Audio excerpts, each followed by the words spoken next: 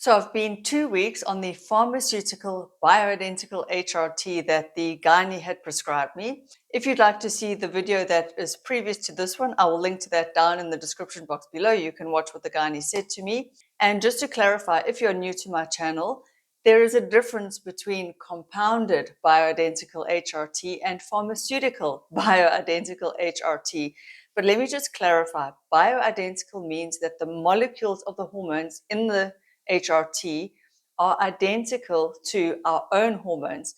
But obviously, both pharmaceutical and compounded hormones, whether bioidentical or not, they're all produced in a lab. There's no such thing as true body identical. You'd have to extract that from a cadaver, and they don't do that. So let me show you the Femigel and the Utrogestin. These are both bioidentical and pharmaceutical, and I've been on them for 2 weeks now. I was told to start off with the standard dose, which is 2 pumps of the Femigel. This is the estradiol, or the estrogen that is replacing the estrogen that I'm losing in perimenopause. And this is the progesterone. The progesterone, the gynae says, stays the same, the dose, although I think possibly it could go up, because what I found is that 2 pumps of this, I was still night sweating. And so 3 days ago, I've gone up to 3 pumps, which is what the gynae said I could do. And I found that now with 3 pumps, finally last night, I didn't get a night sweat. Hallelujah. So in general, on the bioidentical pharmaceutical stuff, I've been feeling really good. However, I will say, let me just show you the compounded stuff. So this is made by, in South Africa here, there's a compounding pharmacy called Adexis. On the estrogel, which 3 pumps of this is a little bit more than 1 pump of this. On 1 pump of the estrogel, I was having symptoms of too high estrogen, very tender, swollen, heavy breasts, and quite a lot of cervical mucus, which in the insert of the Femigel says that that is a sign of high estrogen. I'm now on 3 pumps of Femigel, and I'm still not having any breast tenderness. So it would appear to me that the doctors are correct to be wary of the compounded stuff, because you don't know what the dosage really is. It would appear that the dosing in here is actually higher than what it says on the label, possibly. And just to show you, that is the compounded progesterone, but I'm now on the pharmaceutical one, which is great. The Utrogestin, I do find I sleep really nicely. I don't feel lethargic. I don't feel too tired. I wake up just fine. But I find it helps me drift off to sleep. I don't feel like I can't sleep. So my sleep is really good. I still wake up for a wee once or twice a night. It just feels very normal. Now, I find on these, I feel like myself. I feel just normal again. There are no more perimenopausal symptoms. Well, the one symptom I'm still having, like I said, I went up to 3 pumps now because I was still night sweating. And the joint aches and pains are kind of a bit iffy still. Not 100% better, but not bad like it was. So I feel it in my hips a lot. And when I run and recover, that's when I know, like that recovery and how I feel when I stand up. I don't go, ugh, anymore. So I'll see how I go on 3 pumps of that. But my mind is feeling good. No more brain fog. No more depressed feeling. I feel optimistic when I wake up. I feel ready to tackle the day. I feel like I can cope. Before I went onto this, I was on Nordet, which is a higher strength birth control pill, and it's got a progestin in it called levonorgestrel. You can watch all my videos on my journey with the birth control pill, because I'd had a consult with Menopause Taylor. She is a retired gynae who's got a YouTube channel, and she does consults for women all across the world. She had suggested the birth control pill for me because the dosages of estrogen are higher, and when you are younger like me, 45 in perimenopause, apparently we need higher doses of estrogen for our symptoms and because we are used to higher dosages. But I've never felt fantastic on the pill. So on the birth control pill, I feel it's kind of like a blur feeling, like I feel okay, but I don't feel, something's missing, like I'm not feeling optimal. I will say that now that I'm on the Femigel and the Utrogestin, I feel natural and I feel like myself. It's very hard to put into words, but it's a good feeling. It feels like my body is doing its right thing again. I can't describe it. Whereas on the birth control pill, something feels flattened. Very hard to put into words again. It's like it's something intangible. And so I kind of wish that Menopause Taylor had given me a bit more insight and direction, and a bit more, like, she wouldn't even tell me which birth control pill tends to work better for women. And I understand every woman is different. Anyway, I'm glad that I finally found the Pharmaceutical Bioidentical HRT. And the bonus and the benefit is that transdermal estrogen, there is no increased risk for blood clots whatsoever. Not that I'm a candidate, not that I'm at risk for blood clots, because I'm not a smoker, I'm not overweight, I'm pretty active and healthy. However, it is nicer, even just a small little, one small less worry, that this is not increasing my risk for blood clots. So I feel good on that too. What's interesting is that the gynae who prescribed this for me said that for the testosterone component. Now, if you're interested in replacing testosterone as well, because my testosterone is naturally very low, or it's tested low, he said I could stick to the compounded stuff because at this point in time, there actually isn't a testosterone for females that is pharmaceutical and approved that he can prescribe. So there is the one for men. It's called Androgel. It comes in sachets. And we women would need to use like a tenth. So you've got to scoop out like a little bit, and it's not accurate dosing. So he said, if I use this, I just need to test my levels every now and then. And personally, what I've found also with the compounded testosterone is that, again, it seems like it's too strong because my levels go very high on that stuff. And I've now got it down to like a tiny little of a pump, less than half a pump.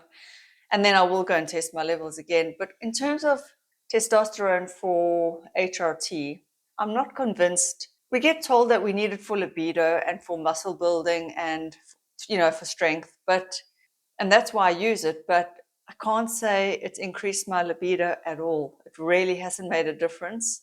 My libido just honestly seems how it always was.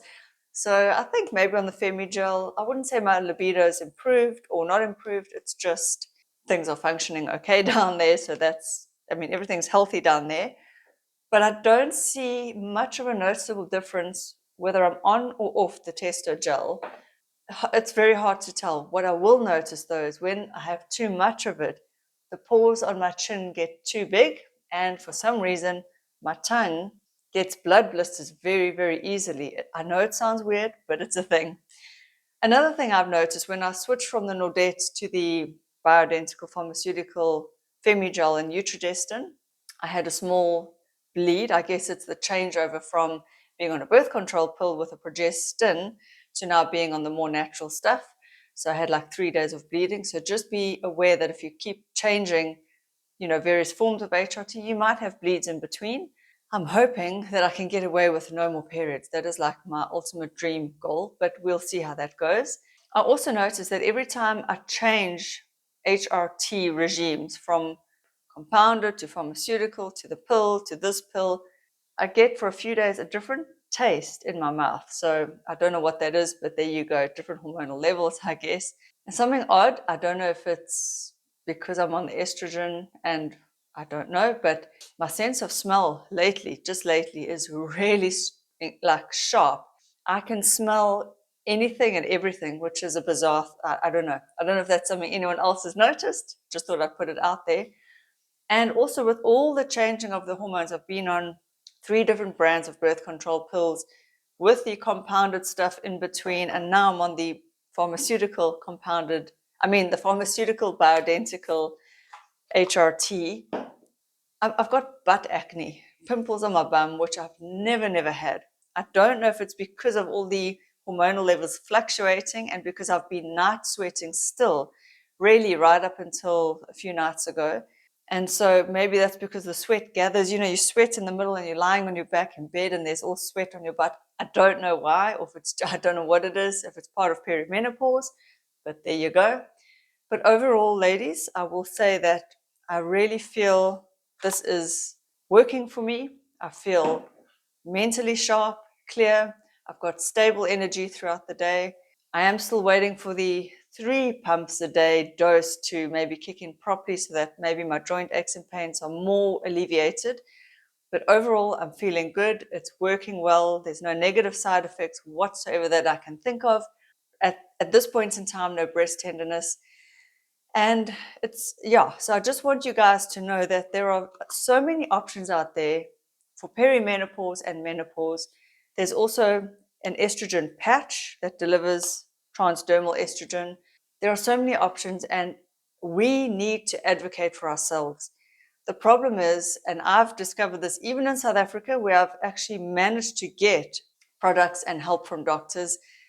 When you're in perimenopause and you're on the younger side, closer to 40 than 50, they tend to not really believe you. They tend to not want to prescribe you anything. I mean, for me, it's been a little bit of a trial and error and a battle.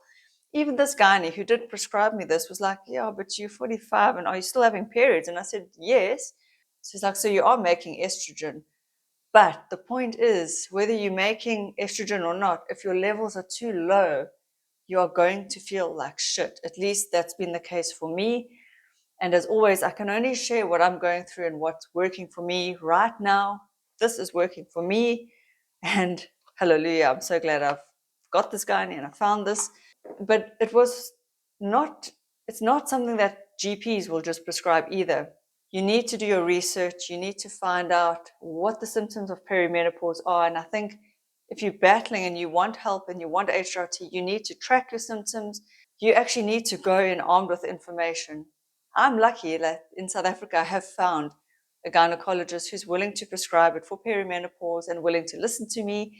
And I'm very lucky that he said, he's not going through this. He never will. And he doesn't know what it's like. So he did say to me, if I need to up this dose, I must do it, which is fantastic. So there you go.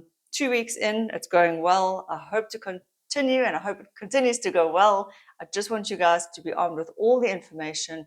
I really feel that there is not enough information on perimenopause and menopause. Hormones do affect your mood and they affect your mental state. I've noticed that for sure, that being on the estrogen, my mood and my ability to face the day and cope is so much better.